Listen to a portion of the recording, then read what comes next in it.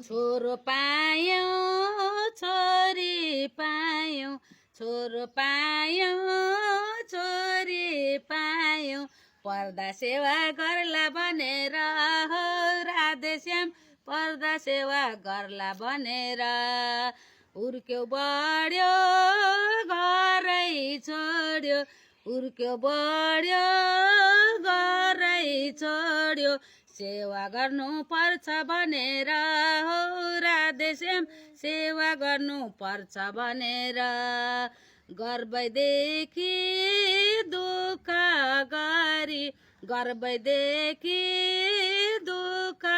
गरी हुर्काएको मैले भनेर हो राधेश्याम हुर्काएको मैले भनेर त्यही छोराले घरबाट त्यही छोरा